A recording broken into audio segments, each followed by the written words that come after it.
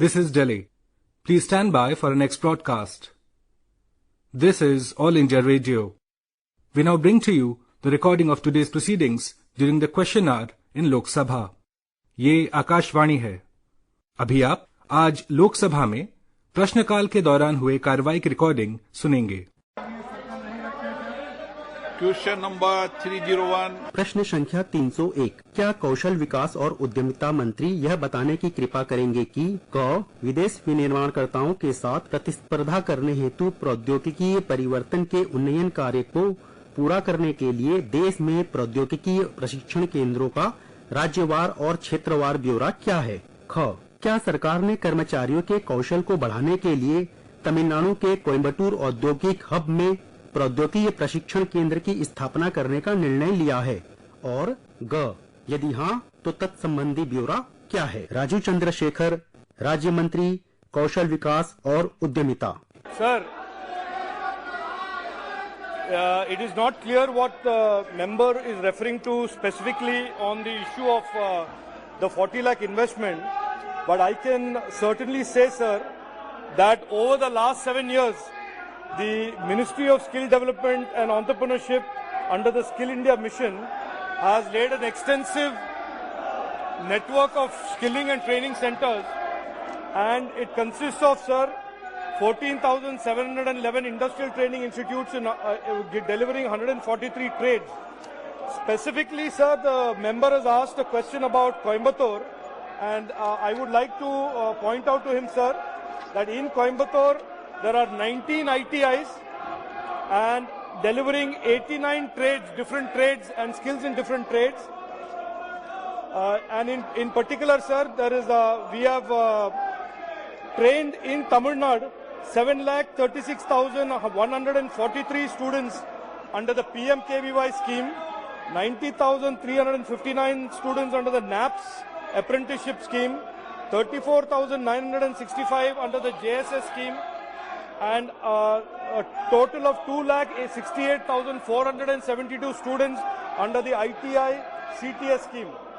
Specifically for Coimbatore, sir, I would like to point out to the honorable member that we have 19 ITIs and we have trained almost 70,000 students in various 40,000 students in various schemes in Coimbatore. Sir, to the specific point about a technological center, there are 18 technological centers being run by the MSME ministry. There has been one that is being sanctioned for Coimbatore. We are awaiting land allocation by the state government of Tamil Nadu, and if that land is allocated, 20 acres of land is allotted, we will be certainly setting up a technology center or a technology extension center in Coimbatore, sir. Question number 302. प्रश्न 302. क्या संस्कृति मंत्री यह बताने की कृपा करेंगे कि क भारतीय पुरातत्व सर्वेक्षण ASI द्वारा राष्ट्रीय महत्व के स्मारक के रूप में घोषित स्मारकों या स्थलों की महाराष्ट्र सहित राज्यवार संख्या कितनी है? ख गत 5 वर्षों के दौरान उक्त स्मारकों या स्थलों पर व्यय की गई निधियों का ब्यौरा क्या है? ग गत 5 वित्तीय वर्षों के दौरान इन स्मारकों से सरकार द्वारा कितना राजस्व अर्जित किया गया है? घ क्या सरकार का विचार किसी अन्य स्मारक को राष्ट्रीय महत्व के स्मारक के रूप में घोषित करने का है? और यदि हाँ तो तत्संबंधी राज्य ब्यौरा क्या है? मीनाक्षी लेखी, राज्य मंत्री विदेश और संस्कृति. सभा पटल पर रख दिया गया है. उत्तर सभा पटल पर रख दिया गया है. धन्यवाद सभापति महोदय जी. माननीय मंत्री महोदय जी ने जिस तरीके से विकास के लिए पुरातत्व विभाग द्वारा कार्य किए, इसकी पूरी जानकारी इसमें दी गई है.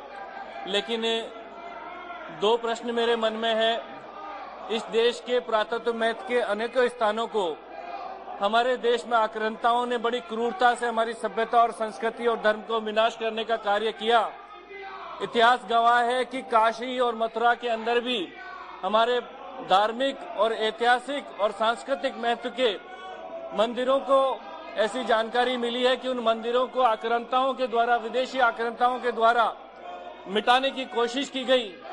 मैं माननीय मंत्री महोदय जी से जानना चाहता हूं, क्या भारत सरकार काशी और मथुरा के हमारे मंदिरों के और ऐतिहासिक महत्व के ऐसी चीजों को संरक्षण का और विकास का कार्य करने की योजना रखती है और उसमें कितना खर्च करने की प्लानिंग रखती है। माननीय मंत्री महोदय जी, क्या मुझे बता पाएंगे कि काशी और मथुरा के मंदिरों पर भारत सरकार ने उनके विकास के लिए, उनके संरक्षण के लिए क्या योजना तय की है, कितना खर्च किया है? आदरणीय अध्यक्ष जी, काशी और मथुरा का डेवलपमेंट प्रसाद स्कीम के तहत किया जा रहा है और मथुरा वृंदावन का जो टूरिस्ट सर्किट है उस पर 10.38 करोड़ रुपया खर्चा किया गया है और टूरिस्ट फैसिलिटेशन सेंटर के ऊपर 9.36 करोड़ खर्चा किया गया है और वाराणसी के लिए 6.32 और जो क्रूज है, जो वहाँ पे क्रूज भी शुरू किया, उसके लिए 8.57 और वाराणसी की जो दूसरी प्रसाद स्कीम में अन्य काम हुआ उसके लिए 31। तो काशी पे ये सब खर्च किया गया है और गोवर्धन को लेकर भी मथुरा के अंदर 21.87 मथुरा पे खर्च किया गया है और सरकार ऐसे सब तीर्थ के स्थान जहां पर बहुत अधिक मात्रा में यात्री आते हैं वहां पर बहुत संवेदनशील है और उनके लिए लगातार प्रयास कर रही है उन सब स्थानों को डेवलप करने के लिए।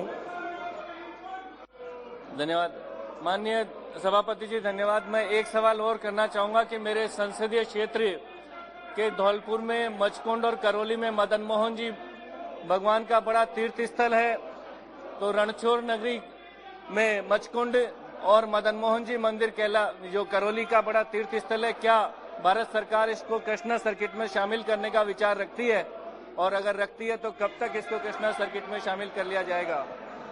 अध्यक्ष जी, मचकोल और जो अन्य स्थान बताए हैं मेरे मित्र ने, उसको भी भारत सरकार कंसीडर करेगी। अभी भारत सरकार ने 65 ऐसे धार्मिक स्थलों को कंसीडर किया है और 65 स्थानों पर ये कार्य हो रहा है और लगातार भारत सरकार ऐसे सभी अपने ऐतिहासिक और धर्म से जुड़े हुए स्थलों के प्रति संवेदनशील है और उनको लगातार, जो अब तक इतनी स्टेट ऑफ निग्लेक्ट में पड़े रहे, उनकी देखरेख कोई करने वाला नहीं था, तो उसके रहते भारत सरकार ने बहुत अधिक काम किया है और लगातार वो काम कर भी रही है ताकि सुविधाएं इन स्थानों पर बढ़ सके और धार्मिक कार्यों में लोग अधिक से अधिक भाग भी ले सके।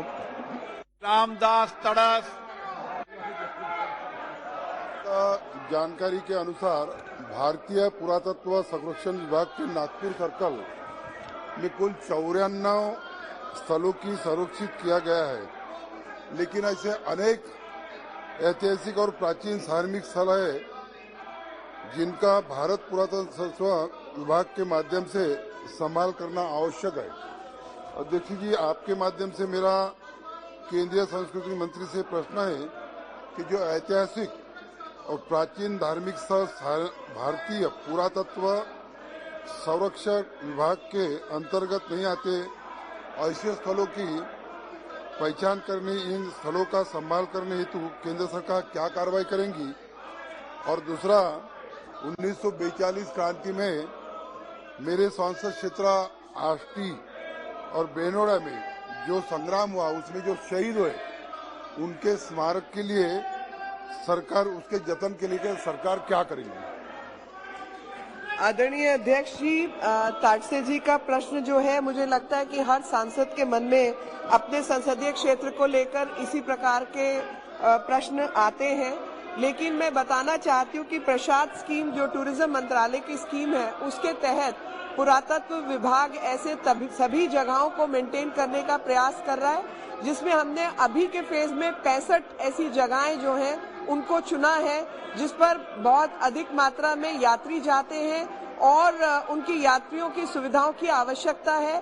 धर्म के प्रति रुचि रखने वाले सभी स्थलों पर काम किया जा रहा है, लेकिन बावजूद उसके भारत एक धर्म स्थान की नगरी है, हर जगह पर ऐसे मंदिर हैं, तो जब तक राज्य सरकार उसका प्रपोजल नहीं भेजती है, केंद्र सरकार के लिए कार्य करना कठिन होता है और उस कठिनाई के रहते अभी इन स्थानों का प्रपोजल कोई आया नहीं है राज्य सरकार की तरफ से। जैसे कोई आएगा तो सेकंड फेज में उसकी जरूर जो है उस पर कार्रवाई करने का प्रयास किया जाएगा। और जहां तक एएसआई से लागू जो मॉन्यूमेंट है, एएसआई के तहत 3693 मॉन्यूमेंट जो है वो भारतवर्ष में मेंटेन किए जाते हैं और ऐसे कुछ अन्य मॉन्यूमेंट्स की लिस्ट है हमारे पास, जिसके अंदर जो है उनको भी लेने का प्रयास है, जिसमें तकरीबन 11 नए मॉन्यूमेंट्स जो हैं वो भारत सरकार उसको मेंटेन कर रही है, अभी उसको एएसआई के तहत लेगी। उसके अलावा भी ऐसे बहुत से स्थान हैं जो कि यूनेस्को साइट्स में है, उनको भी केंद्र सरकार कल्चर मंत्रालय archaeological survey of India maintain करता है। मलुक नागर जी। सर, मैं जानना चाहता हूं मंत्री जी से कि लोधी के समय के जितने भी पुराने पुरातत्व विभाग उनका पूरा रखरखाव कर रहा है, मुगल्स के समय के रखरखाव कर रहे हैं, और पूरे मथुरा की बात हुई, वाराणसी की बात हुई और देश के अच्छे सब जगहों की बात हुई, अच्छी बात है। और हस्तिनापुर जहां भगवान कृष्ण जी साथ रहे हैं और ऐतिहासिक जगह है, उसमें कांग्रेसियों ने करीब 65-70 साल में पिछड़ों की वजह से गुजर, जाट, यादव, पाल, सैनिक, कश्यप, सुनार, लोहार, दलित उपेक्षित रखा। और हम धन्यवाद देना चाहते हैं इस सरकार को, 750 करोड़ रुपए के करीब दिए, लेकिन और देश के हिस्सों की तरह पुरातत्व विभाग वहां के ऐतिहासिक चीजों की किस तरीके से रखरखाव करना चाहता है, कितना खर्च करना चाहता है और कब तक कर देंगे? माननीय मंत्री जी। आदरणीय अध्यक्ष जी, आर्कियोलॉजिकल सर्वे ऑफ इंडिया को कुछ नियम अनुसार काम करना पड़ता है और उसमें जो साइट जिस भी स्थिति में है उसी स्थिति में उसको बरकरार रखना होता है, बहुत ज्यादा छेड़छाड़ नहीं की जा सकती। और जो जितनी पुरानी साइट है तो जाहिर है कि वहां पर जो भी कुछ चाहे आक्रमणकारियों की वजह से या अन्य वजहों से जो भी तकलीफ रही है पूर्व में, उसके रहते हम उसकी मेंटेनेंस उसी प्रकार से कर सकते हैं। बहुत ज्यादा नए पत्थर का इस्तेमाल या नई चीजें हम नहीं कर सकते, बावजूद उसके म्यूजियम बनाना, उसकी एक्सकवेशन करना और वहां पे जो ऐसी हस्तिनापुर जैसी जो पुरानी साइट्स हैं, ऐसी तमाम साइट्स की भी रखरखाव किया जा रहा है। और उस समय के हड़प्पन साइट्स का भी रखरखाव किया जा रहा है, जिसमें धोलावीरा अभी लेटेस्ट साइट है जिसको हमने यूनेस्को में भी इंस्क्राइब करवाया है।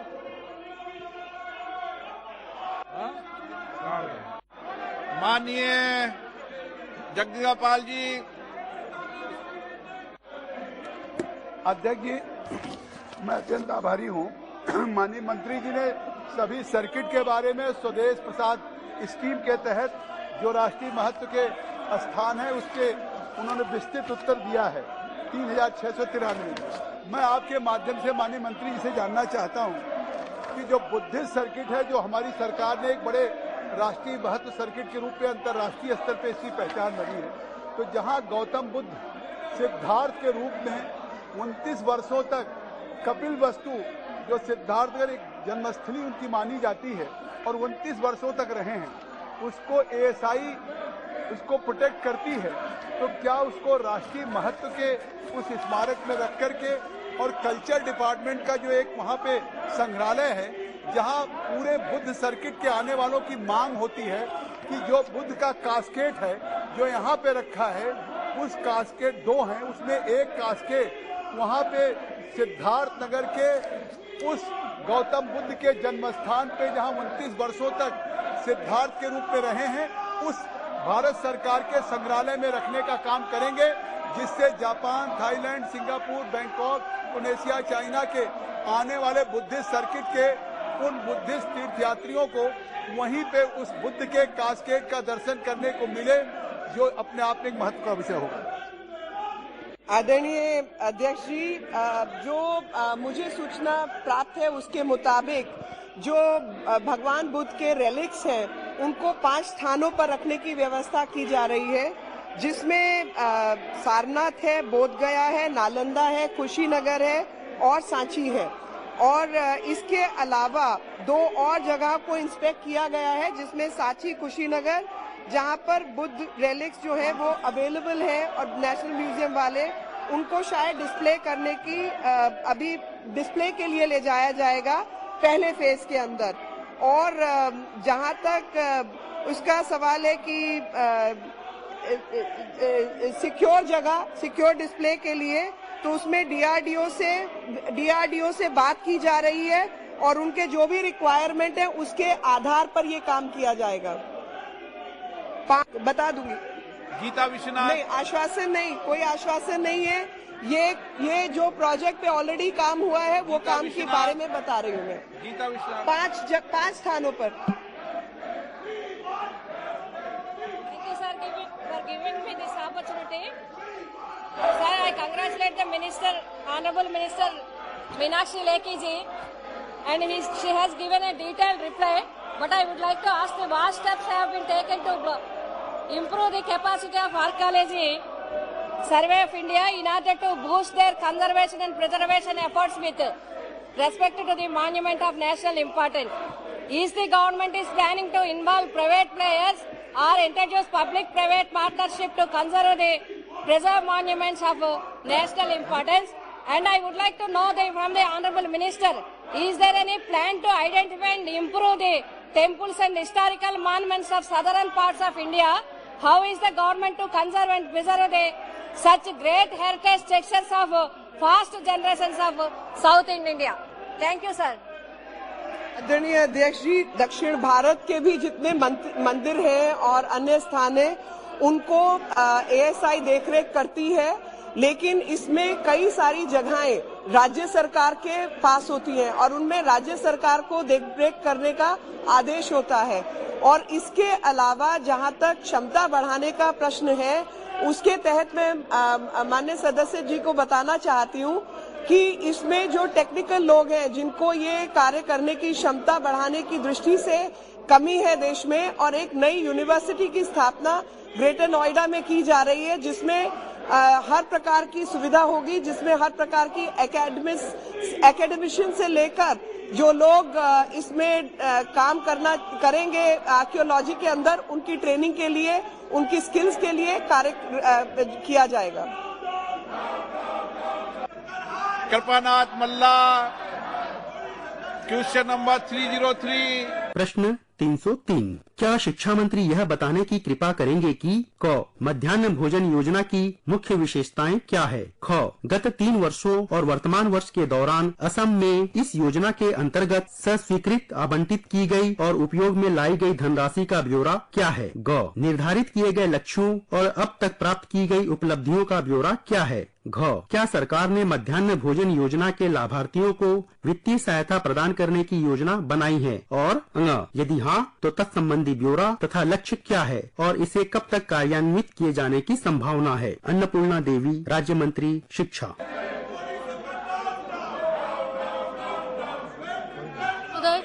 उत्तर सभा पटल पर रखा गया। माननीय उत्तर सभा पटल पर रख दिया। सुजय विले। धन्यवाद अध्यक्ष महोदय। सर, कोविड के समय पे मिड डे मील प्रोग्राम में पैंडेमिक होने की वजह से गवर्नमेंट ने डायरेक्ट बेनिफिशियरी ट्रांसफर स्कीम शुरुआत की थी। सर, इसका यूटिलाइजेशन न करते हुए देश में काफी राज्य सरकारों ने सूखा राशन सामग्री यानी कि कॉम्बो पैक का वितरण बड़े प्रमाण में किया गया है और बहुत बड़े पैमाने पे भ्रष्टाचार भी इसमें सुनने को आया है। सर, जब डीबीटी की प्रोविजन की गई थी तो उसमें किन किन राज्यों ने ये सूखा राशन या कॉम्बो पैक वितरण किया और जिन जिन राज्यों ने इस कॉम्बो पैक का वितरण किया है उस पर आज केंद्र सरकार क्या कार्रवाई करेगी, ये आपके माध्यम से मैं पूछना चाहता हूं sir. Thank you.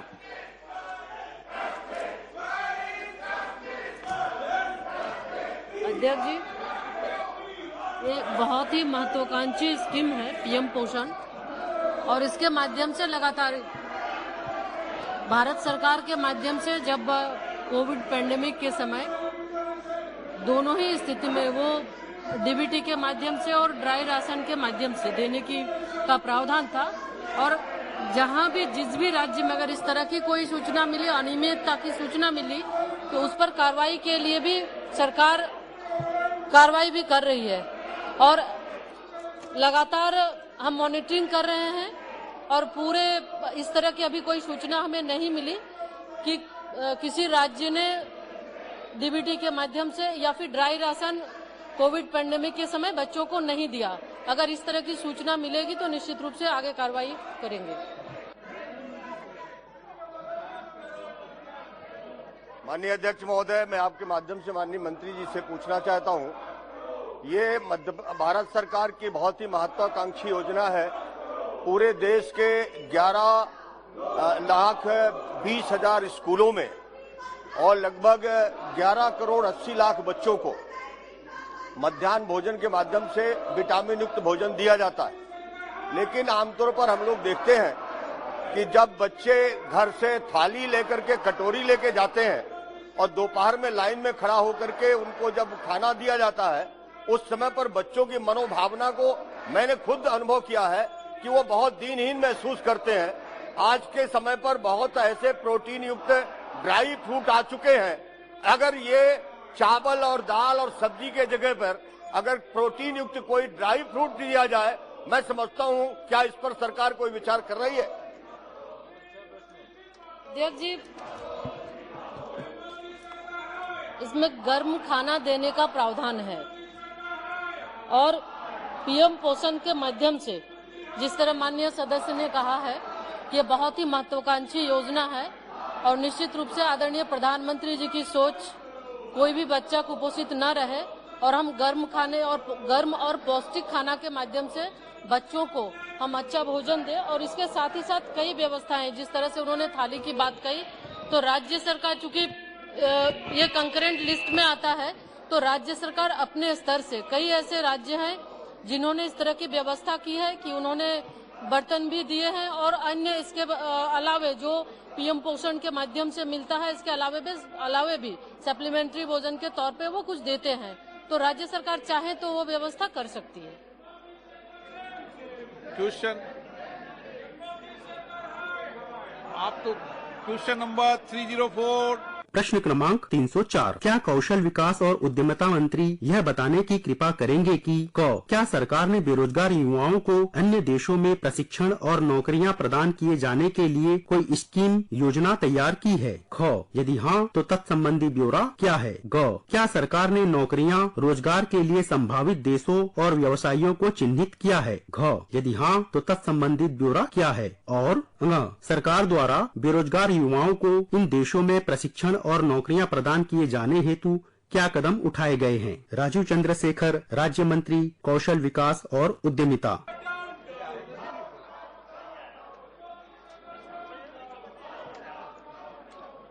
Sir, a statement is laid on the table of the House. Shri Vinod Kumar सोनगर,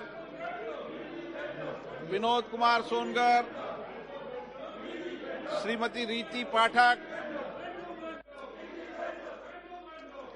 बहुत धन्यवाद अध्यक्ष महोदय।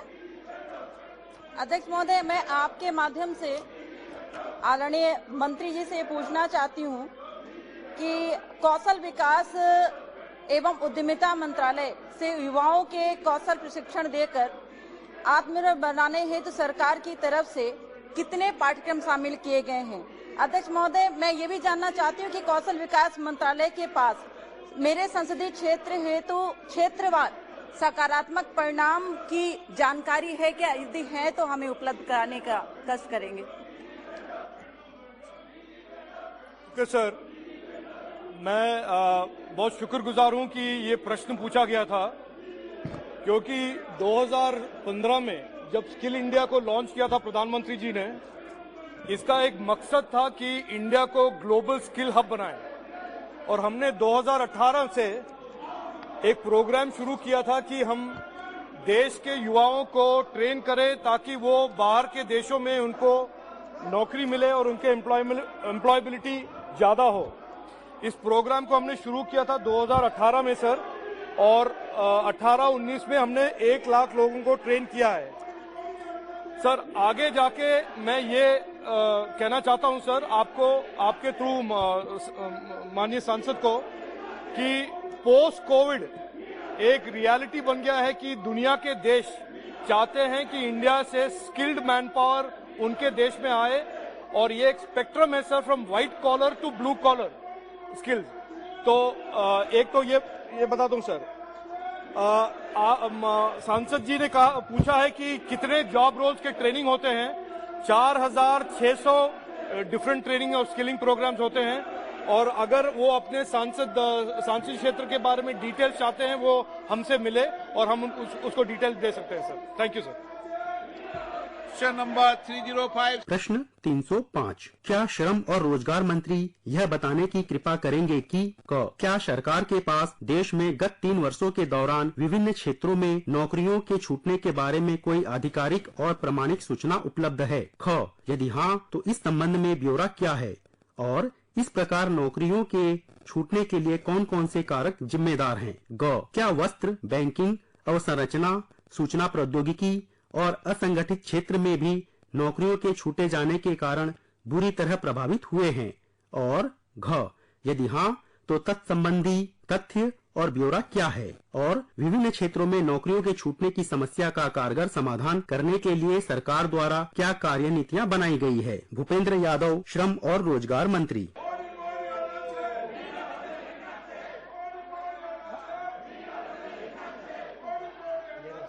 माननीय सदस्य जाइए, आपका नाम question KG Madhav. Thank you, sir. Sir, my question is 304, sir.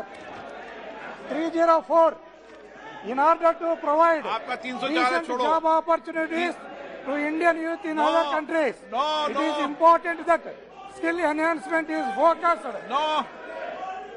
Sir. Question number 306। प्रश्न 306। क्या पर्यावरण, वन और जलवायु परिवर्तन मंत्री यह बताने की कृपा करेंगे कि क्या देश में पर्यावरण संरक्षण हेतु परंपरागत ऊर्जा स्रोतों पर निर्भरता को कम करने के लिए कोई कदम उठाए गए हैं? क्या इस संबंध में कोई लक्ष्य निर्धारित किए गए हैं? यदि हाँ तो तत्संबंधी ब्यौरा क्या है? क्या देश में वन क्षेत्रों के संरक्षण एवं विस्तार के लिए कोई स्कीम योजना है? और क्या इस संबंध में कोई सकारात्मक परिणाम देखा गया है? और यदि हाँ तो तत्संबंधी ब्यौरा क्या है? भूपेंद्र यादव, पर्यावरण, वन और जलवायु परिवर्तन मंत्री। टेबल पे रखा गया। श्री जी Gurumurthy. Thank you, Honorable Speaker, sir. The forest landscape restoration increases carbon absorption from the atmosphere. At the same time, it promotes biodiversity and rural livelihoods. Can the Minister state the details of the policy found from the promotion of forest landscape restoration in India? Communities living inside and near forested landscapes have a major role in promoting forest landscape restoration. Some of the community-led forest landscape restoration approaches practiced by forest communities in India suggest alternative approaches in forest governance.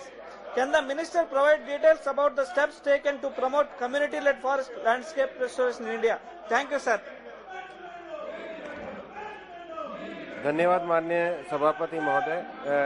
जो सदस्य ने प्रश्न पूछा है कि देश में forest cover को बढ़ाने के लिए सरकार के द्वारा क्या योजनाएं की जा रही हैं, निश्चित रूप से फॉरेस्ट कवर को बढ़ाने के लिए कई योजनाएं हमारी सरकार ने शुरू करी है। विशेष रूप से अफॉरेस्टेशन पॉलिसी को बढ़ाने के लिए एक कमेटी का गठन भी किया गया और सरकार के द्वारा ग्रीन इंडिया मिशन की स्थापना भी की गई है।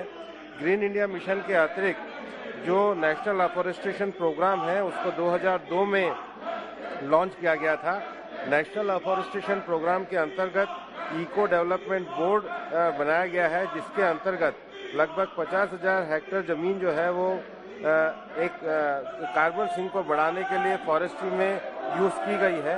राज्य स्तर की फॉरेस्ट डेवलपमेंट एजेंसीज के साथ भी काम किया जा रहा है और कम्युनिटी के पार्टिसिपेशन की दृष्टि से ट्राइबल मंत्रालय के साथ मिलकर के भी फॉरेस्ट मंत्रालय ने एक कार्य योजना, एक दस्तावेज पे हस्ताक्षर किया है और निश्चित रूप से फॉरेस्ट क्षेत्र में कम्युनिटी इन्वॉल्वमेंट के लिए हम ज्यादा अच्छे तरीके से काम करने का कार्य करेंगे। Question number 307। प्रश्न 307। क्या श्रम और रोजगार मंत्री यह बताने की कृपा करेंगे कि क्या सरकार ने देश में गिग इकोनॉमी की कोई परिभाषा विकसित की है? यदि हाँ तो तत्संबंधी ब्यौरा क्या है? और यदि नहीं तो इसके क्या कारण हैं? क्या सरकार ने गिग और प्लेटफॉर्म कामगारों के लिए एक ऐसी न्यूनतम अनिवार्य हकदारी विनिर्धारित करने के लिए कोई प्रयास किए हैं जो सभी राज्यों में लागू होगी? यदि हाँ, तो तत्संबंधी ब्यौरा क्या है और यदि नहीं तो इसके क्या कारण हैं? गौ, क्या सरकार ने गिग और प्लेटफॉर्म कामगारों के लिए नियोक्ताओं की ओर से अदा की जाने वाली बकाया देय राशि का निर्धारण करने के लिए प्रावधान किए हैं?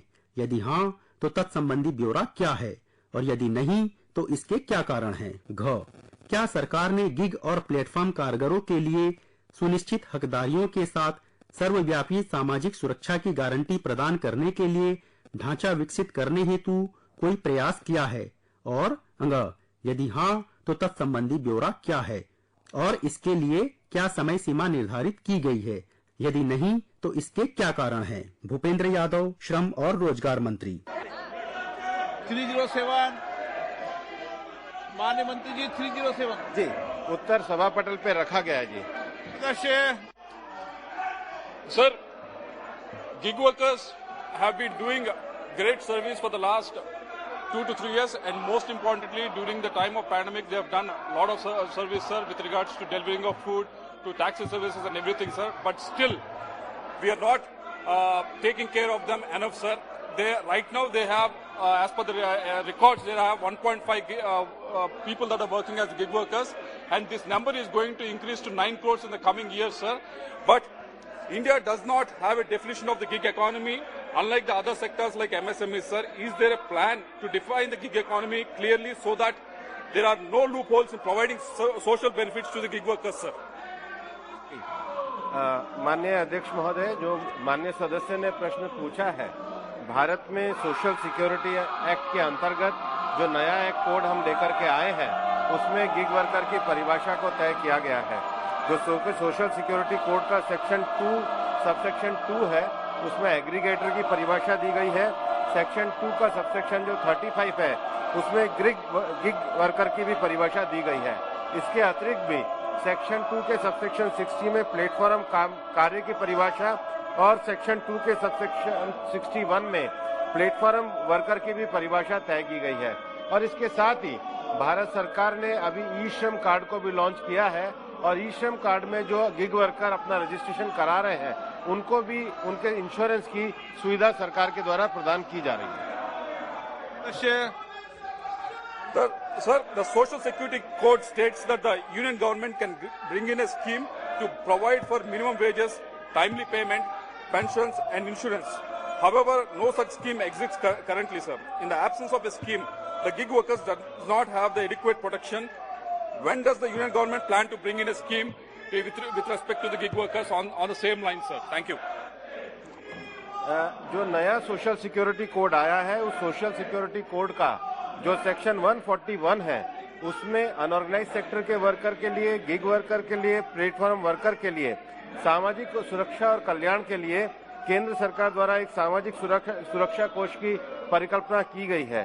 और इस कोड के अंतर्गत जो अन्य धाराएं बनाई गई हैं, सेक्शन 109, सेक्शन 114 में गिग श्रमिक और प्लेटफॉर्म श्रमिक के संबंध में भी ये व्यवस्था की गई है। ये कोड के लागू होने के बाद इसको पूरी तरीके से लागू किया जाएगा। प्रश्न 308, क्या श्रम और रोजगार मंत्री यह बताने की कृपा करेंगे कि क्या गिग कामगारों हेतु न्यूनतम मजदूरी आरंभ करने के लिए सरकार द्वारा किसी प्रस्ताव पर विचार किया गया है अथवा किया जा रहा है? यदि हाँ, तो तत्संबंधी ब्यौरा क्या है? ख, वर्षा, तूफान, ठंड और गर्मी इत्यादि जैसी विषम परिस्थितियों में अपने कर्तव्यों का निर्वहन करने वाले गिग कामगारों हेतु सरकार की श्रम संबंधी संहिताओं में क्या क्या राहत उपाय सम्मिलित किए गए हैं? ग, क्या सरकार के संज्ञान में यह तथ्य है कि न्यूनतम मजदूरी आरंभ किए जाने से ऐसी कंपनियों, स्टार्टअप के आर्थिक मॉडल में बाधा उत्पन्न होगी जो गिग कामगारों पर निर्भर है?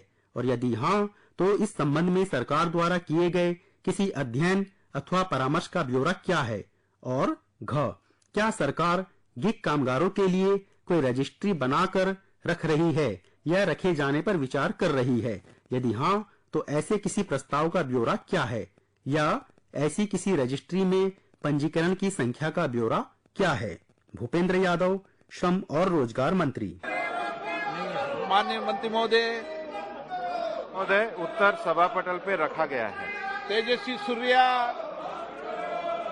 Question number 309। प्रश्न 309। क्या शिक्षा मंत्री यह बताने की कृपा करेंगे कि क्या शिक्षा की स्थिति से संबंधित वार्षिक रिपोर्ट 2021 के अनुसार वैश्विक महामारी के दौरान सरकारी विद्यालयों में नामांकन में वृद्धि हुई है, और यदि हाँ तो सरकारी विद्यालयों में नामांकन में हुई इस वृद्धि हेतु सहायता प्रदान करने के लिए राज्य सरकारों को प्रदान की गई धनराशि का ब्यौरा क्या है। क्या सरकार को इस बात की जानकारी है कि निःशुल्क और अनिवार्य बाल शिक्षा का अधिकार अधिनियम 2009 के अंतर्गत 10 संकेतकों का सरकारी विद्यालयों द्वारा अनुपालन 15% से कम ही रहता है, और यदि हाँ तो तत्संबंधी ब्यौरा क्या है। और सरकार द्वारा बिहार तथा उत्तर प्रदेश में अध्यापकों के 11 लाख से अधिक रिक्त पद भरने के लिए क्या उपाय किए गए हैं। अन्नपूर्णा देवी, राज्य मंत्री शिक्षा। माननीय मंत्री जी, रखा गया है। माननीय सदस्य,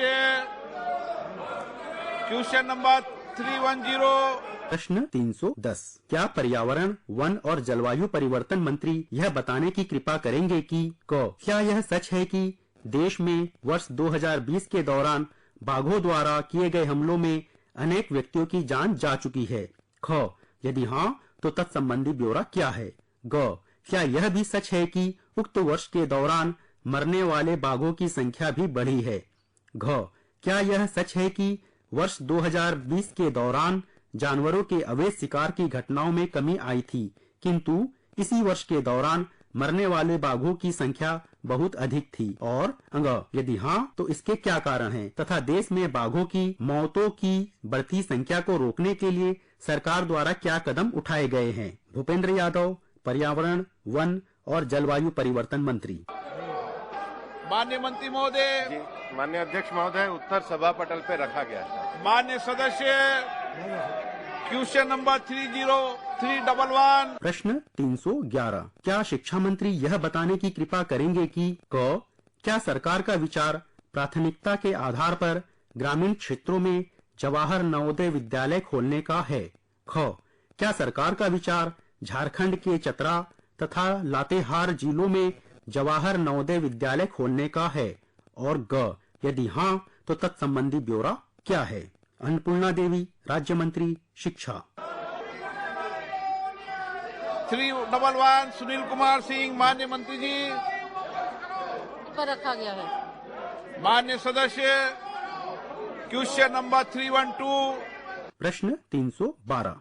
क्या पर्यावरण, वन और जलवायु परिवर्तन मंत्री यह बताने की कृपा करेंगे कि क्या सरकार को पर्यावरण को स्वच्छ बनाने एवं प्रदूषण को कम करने की दिशा में कार्यरत संगठनों द्वारा हाल ही में किए गए अध्ययन की जानकारी है, जिसमें देश में विषैले पदार्थों और उनके अवैज्ञानिक निपटान और प्रचालनरत ताप विद्युत उत्पादन संयंत्रों के द्वारा उत्पन्न की जाने वाली राख, फ्लाई ऐश की सप्लाई के कारण होने वाले अत्यधिक वायु, जल और मृदा संदूषण को उजागर किया गया है, और यदि हाँ तो तत्संबंधित संग्रहित किए गए डेटा का संयंत्रवार ब्यौरा क्या है। भूपेंद्र यादव, पर्यावरण, वन और जलवायु परिवर्तन मंत्री। क्वेश्चन नंबर, माननीय मंत्री महोदय। अध्यक्ष महोदय, उत्तर सभा पटल पे रखा गया है। Question number 313। प्रश्न 313। क्या कौशल विकास और उद्यमता मंत्री यह बताने की कृपा करेंगे कि सरकार द्वारा महाराष्ट्र में महिला उद्यमिता को बढ़ावा देने के लिए आरंभ किए गए कार्यक्रमों का ब्यौरा क्या है। यवतमाल, वाशिम तथा उस्मानाबाद संसदीय निर्वाचन क्षेत्रों में कार्यान्वित योजनाओं कार्यक्रमों का ब्यौरा क्या है। यवतमाल, वाशिम तथा उस्मानाबाद जिलों में विभिन्न स्व सहायता समूहों द्वारा आरंभ किए गए क्षमता निर्माण कार्यक्रमों का ब्यौरा क्या है। और यवतमाल, वाशिम तथा उस्मानाबाद में महिलाओं द्वारा आरंभ किए गए स्टार्टअप्स को प्रदत्त सहायता का ब्यौरा क्या है। राजू चंद्रशेखर, राज्य मंत्री कौशल विकास और उद्यमिता। माननीय मंत्री महोदय। Statement is laid on the table of the house. माननीय सदस्य, क्वेश्चन नंबर 314। प्रश्न 314। क्या कौशल विकास और उद्यमिता मंत्री यह बताने की कृपा करेंगे कि क सरकार के अधीन कार्यरत व्यावसायिक प्रशिक्षणों केंद्रों की राज्यवार संख्या कितनी है और उनका ब्यौरा क्या है तथा इस संबंध में राजस्थान और उत्तर प्रदेश के जिलावार आंकड़े क्या है। ख वर्तमान मांग को पूरा करने के लिए और अत्यधिक संख्या में आवश्यक ऐसे केंद्रों की संख्या का ब्यौरा क्या है। ग क्या सरकार छात्रों को व्यावसायिक शिक्षा में नामांकन कराने के लिए कोई छात्रवृत्ति प्रदान करती है और यदि हाँ तो तत्संबंधी ब्यौरा क्या है। घ क्या ऐसे नए कौशलों के लिए कोई आकलन किया गया है जो प्रदान किए जा सकते हैं और अंग यदि हाँ तो अब तक के प्लेसमेंट रिकॉर्ड सहित तत्संबंधी ब्यौरा क्या है। राजीव चंद्रशेखर, राज्य मंत्री कौशल विकास और उद्यमिता। धन्यवाद आदरणीय अध्यक्ष जी, बड़ा विस्तृत उत्तर माननीय मंत्री जी ने दिया है। मेरा एक छोटा सा प्रश्न है, हापुड़ जनपद में किसी भी प्रकार का जो प्रशिक्षण केंद्र है प्रधानमंत्री कौशल विकास योजना के तहत, न प्रधानमंत्री कौशल केंद्र और न ही PMKVY एक भी केंद्र नहीं है। ITI वहां पर अवश्य है, उनके द्वारा प्रशिक्षण होता है, परंतु इस प्रकार के केंद्र के अभाव में उनका समायोजन भी ठीक से नहीं होता और जो प्लेसिंग है वो लगभग उपेक्षित रहती है।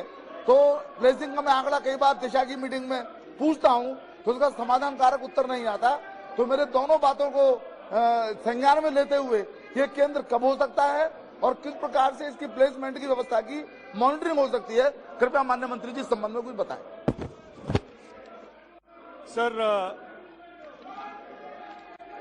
जैसे सांसद जी जानते हैं सर, हमारे स्किल इंडिया के नेटवर्क जो है कंसिस्ट ऑफ ITIs, जन शिक्षण संस्थान, PMKVY के शॉर्ट टर्म ट्रेनिंग्स हम ट्रेनिंग सेंटर्स और PMKK से करवाते हैं और सब हम अप्रेंटिस प्रोग्राम भी करते हैं सर NAPS के द्वारा। सर, ये बात सही है कि ड्यूरिंग कोविड काफी सारे ट्रेनिंग सेंटर्स या तो बंद किए गए हैं या वो जो ट्रेनिंग पार्टनर्स थे वो ट्रेनिंग के इस सेंटर के एक्टिविटी से वो निकल गए हैं। हम हमारे मंत्रिमंडल और एजुकेशन मिनिस्ट्री के जॉइंट एक एफर्ट है सर, हम नए 2000 स्किल हब बनाएंगे और हम सांसद के साथ बैठ के उनके कॉन्स्टिट्यूएंसी का भी हम प्लान करेंगे सर। Question number 315। प्रश्न 315। क्या शिक्षा मंत्री यह बताने की कृपा करेंगे कि क वर्ष 2014 से वर्ष 2021 के दौरान भारतीय प्रौद्योगिकी संस्थानों IIT, भारतीय प्रबंध संस्थानों IIM, भारतीय विज्ञान संस्थानों IISc, केंद्रीय विश्वविद्यालयों तथा अन्य उच्चतर शिक्षण संस्थाओं के छात्रों द्वारा की गई आत्महत्या की घटनाओं की संख्या कितनी है तथा आत्महत्या करने वाले छात्रों में से कितने छात्र अनुसूचित जातियों, अनुसूचित जनजातियों, अन्य पिछड़े वर्गों एवं अल्पसंख्यक समुदाय के थे। ख क्या सरकार ने ऐसी आत्महत्याओं की बढ़ती संख्या के दृष्टिगत इस संबंध में कोई ध्यान किया है? यदि हाँ तो तत्संबंधी ब्यौरा क्या है? और ग सरकार द्वारा छात्रों में आत्महत्या की इस प्रवृत्ति को रोकने के लिए क्या उपाय किए गए हैं? अन्नपूर्णा देवी, राज्य मंत्री शिक्षा। माननीय मंत्री महोदय, is laid on the table of the house. माननीय सदस्य, क्वेश्चन नंबर 316। प्रश्न 316। क्या पर्यावरण, वन और जलवायु परिवर्तन मंत्री यह बताने की कृपा करेंगे कि क क्या सरकार समुद्र में बहाए जाने वाले प्लास्टिक अपशिष्ट की मात्रा की निगरानी करती है? ख यदि हाँ तो समुद्र में बहाए जा रहे प्लास्टिक अपशिष्ट का गत 5 वर्षों का ब्यौरा क्या है और सरकार की योजना के अनुसार इस बहाव में कितनी कमी आई है? और ग यदि नहीं तो क्या सरकार की प्लास्टिक अपशिष्ट को समुद्र में बहाए जाने को नियंत्रित करने की कोई योजना है और यदि हाँ तो तत्संबंधी ब्यौरा क्या है? भूपेंद्र यादव, पर्यावरण, वन और जलवायु परिवर्तन मंत्री। माननीय मंत्री महोदय, ये उत्तर सभा पटल पर रखा गया है। Question number 317। प्रश्न 317। क्या शिक्षा मंत्री यह बताने की कृपा करेंगे कि क क्या सरकार द्वारा देश में सभी विद्यालयों, महाविद्यालयों और तकनीकी चिकित्सा संस्थानों के पाठ्यक्रम में श्री भगवत गीता को शामिल करने के लिए कोई कदम उठाए गए हैं या उठाए जाने का प्रस्ताव है? ख. यदि हाँ तो तत्संबंधी ब्यौरा क्या है? ग. क्या सरकार को इस संबंध में अगस्त 2020 में जन प्रतिनिधियों से अनुरोध प्राप्त हुए हैं? घ. यदि हाँ तो तत्संबंधी ब्यौरा क्या है? और अंग. सरकार द्वारा इस संबंध में क्या कार्रवाई की गई है अथवा की जा रही है? अन्नपूर्णा देवी, राज्य मंत्री शिक्षा।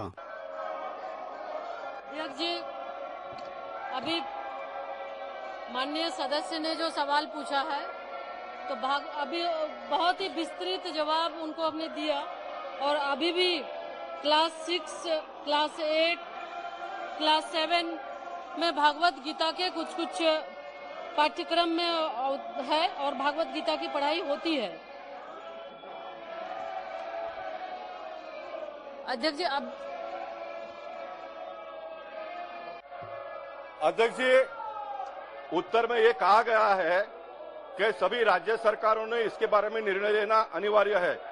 मैं जिस राज्य से आता हूं, महाराष्ट्र से, महाराष्ट्र में स्वर्गीय हिंदू हृदय सम्राट बाला साहेब ठाकरे जी ने भागवत गीता का बहुत ही वो कट्टर समर्थक थे। तो मैं मानता हूं कि महाराष्ट्र की सरकार इन दिनों में उद्धव जी वहां पर मुख्यमंत्री है तो वो तो इसका समर्थन ही करेंगे। जैसे उद्धव जी समर्थन करेंगे वैसे लगभग सभी राज्यों के सरकार भी इसके बारे में समर्थन देंगे। तो मैं चाहूंगा फिर एक बार सरकार सभी राज्यों के मुख्यमंत्रियों से बातचीत कर सभी देश के स्कूलों में भागवत गीता पढ़ाने की व्यवस्था करेगी क्या? अध्यक्ष जी, शिक्षा समवर्ती सूची में आता है तो राज्य सरकार चाहे तो अपने कैरिकुलम में वो ऐड कर सकती है, लेकिन अभी लगातार हम ये माननीय सदस्य को भी हम ये देंगे कि अभी जो सीबीएसई पैटर्न पे जिस हर कई क्लास में भगवत गीता की पढ़ाई होती है और राज्य सरकार चाहे तो ऐड कर सकती है भगवत गीता को। नंबर 318 प्रश्न 318 क्या पर्यावरण, वन और जलवायु परिवर्तन मंत्री यह बताने की कृपा करेंगे कि क क्या सरकार ने देश के उत्तर पूर्वी क्षेत्र तथा ओडिशा में गत दशक में वनों में होने वाली कमी का आकलन किया है? ख. यदि हाँ तो तत्संबंधी ब्यौरा क्या है और यदि नहीं तो इसके क्या कारण हैं? ग. क्या सरकार ने वन संरक्षण अधिनियम 1980 में प्रस्तावित संशोधनों के संबंध में उत्तर पूर्वी क्षेत्र तथा ओडिशा के हितधारकों के साथ परामर्श किया है? और घ. यदि हाँ तो तत्संबंधी ब्यौरा क्या है और यदि नहीं तो इसके क्या कारण हैं? भूपेंद्र यादव, पर्यावरण, वन और जलवायु परिवर्तन मंत्री। सर, मंत्री को बर्खास्त करिए। सरकार किसको बचा? माननीय मंत्री महोदय, उत्तर सभा पटल पे रखा गया। 19 प्रश्न 319 क्या वित्त मंत्री यह बताने की कृपा करेंगे कि क क्या सहारा इंडिया ग्रुप ने भारतीय प्रतिभूति विनिमय बोर्ड सेबी सहारा रिफंड अकाउंट में करोड़ों रुपए की धनराशि जमा की है? ख. यदि हाँ तो वैकल्पिक रूप में पूर्णतया परिवर्तनीय डिबेंचरों के संबंध में निवेशकों को प्रति संदाय के लिए सहारा इंडिया ग्रुप द्वारा कितनी धनराशि जमा की गई है? ग. सेबी द्वारा कितने निवेशकों को प्रति संदाय किया गया है और ऐसे प्रति संदाय की धनराशि कितनी है? घ. धन वापसी रिफंड के लिए कोई निवेशक बाकी न रह जाने की स्थिति में सेबी द्वारा निवेशकों को धन वापसी रिफंड तथा सहारा इंडिया को धन वापस किए जाने की क्या समय सीमा रखी गई है? अंग.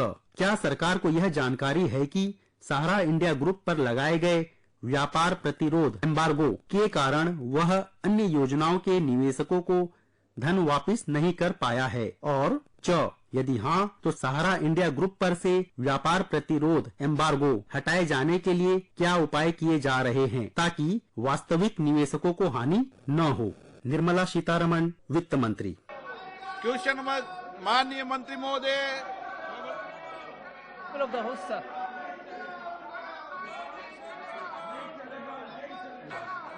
क्वेश्चन नंबर 320 प्रश्न 320 क्या शिक्षा मंत्री यह बताने की कृपा करेंगे कि क क्या सरकार की योजना नई शिक्षा नीति 2020 के अंतर्गत बिहार की क्षेत्रीय भाषा भोजपुरी में प्रारंभिक शिक्षा को बढ़ावा देने की है, और यदि हाँ तो तत्संबंधी ब्यौरा क्या है?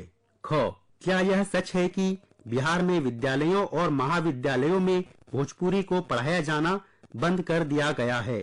और ग, यदि हाँ तो सरकार द्वारा बिहार की भोजपुरी भाषा के संरक्षण एवं संवर्धन के लिए क्या कदम उठाए गए हैं? अन्नपूर्णा देवी, राज्य मंत्री शिक्षा। माननीय मंत्री महोदय। अध्यक्ष जी, उत्तर सभा पटल पर रखा गया है। निशिकांत दुबे। धन्यवाद अध्यक्ष महोदय। ये भोजपुरी जो है सर, अष्टम अनुसूची में शामिल करने के लिए बिहार, झारखंड, उत्तर प्रदेश के सारे लोग लगातार प्रयास कर रहे हैं और मुझे लगता है कि भारत सरकार भी प्रयास कर रही है। शिक्षा समवर्ती सूची में है सभापति महोदय, अध्यक्ष महोदय, लेकिन जो नई शिक्षा नीति है उसके हिसाब से रीजनल लैंग्वेज को अपने को बढ़ावा देना है। तो भोजपुरी का जो इतने दिन से डिमांड चल रहा है, मैं आपके माध्यम से मंत्री महोदय से पूछना चाहता हूं, क्या भोजपुरी को क्लास 1 से लेकर 12वीं तक सीबीएसई में और कॉलेज में शामिल करने के लिए राज्यों के ऊपर कोई दबाव बनाने की कृपा की जाएगी या भोजपुरी को उसकी जो मान्यता है वो दी जाएगी? अध्यक्ष जी, जैसा कि माननीय वरिष्ठ सदस्य ने कहा, शिक्षा समवर्ती सूची में है और साथ ही साथ नई राष्ट्रीय शिक्षा नीति में भारतीय भाषा, क्षेत्रीय भाषा में बच्चों की पढ़ाई अनिवार्य की गई है। इसके माध्यम से भी राज्य भोजपुरी में बच्चों को पढ़ा सकते हैं। और जहां तक सवाल है राज्यों को बताने की, तो निश्चित रूप से समय समय पर भारत सरकार एडवाइजरी जारी करती है और राज्य सरकार चाहे तो उस पर अमल करे और 1 से लेकर 12 तक की पढ़ाई वो कराए। माननीय सदस्यगण, मेरा आपसे आग्रह है, आप अपनी सीट पर जाएं। प्रश्नकाल में महत्वपूर्ण मुद्दे थे, महत्वपूर्ण सवाल थे। आप सीट पे विराजेंगे तो महत्वपूर्ण मुद्दे, समस्या का समाधान होगा। टीआर बालू जी, आप महत्वपूर्ण मुद्दा उठाना चाहते हैं सदन में, आपके सदस्य बेल में आते हैं। एक अच्छी परंपराएं बनाए सदन में। देश की जनता ने आपको चुनकर भेजा है उनके सवाल उठाने के लिए, उनके अभावों को उठाने के लिए, उनकी समस्याओं को उठाने के लिए। मेरा आपसे आग्रह रहता है कि आप अपनी सीट पर विराजें। गरिमापूर्ण व्यवहार करना चाहिए सदन में। सदन की गरिमा बढ़ाने की कोशिश करना चाहिए। आप दुनिया का सबसे बड़ा लोकतंत्र है, सबसे सर्वोच्च संस्था है लोकतंत्र की संसद। आप किस तरीके का व्यवहार करना चाहते हैं यहाँ पर? ये उचित है आपका व्यवहार? सदन के नेताओं से मैं आग्रह करना चाहता हूं, प्लीज सदन में शालीनता, गरिमा को बनाए रखें। ये हम सबका दायित्व है कि सदन में शालीनता, गरिमा को बनाए रखें। प्लीज अपनी सीट पर जाइए। मैं आपको सभी समस्त महत्वपूर्ण मुद्दों पर बोलने की इजाजत दूंगा। पर्याप्त समय, पर्याप्त अवसर आपको उपलब्ध कराया जाएगा। आप अपनी अपनी सीट पर जाकर विराजें। अभी आप आज लोकसभा में प्रश्नकाल के दौरान हुई कार्यवाही की रिकॉर्डिंग सुन रहे थे। You were listening to the recording of today's proceedings during the question hour in Lok Sabha. This broadcast came to you from the Delhi station of All India Radio.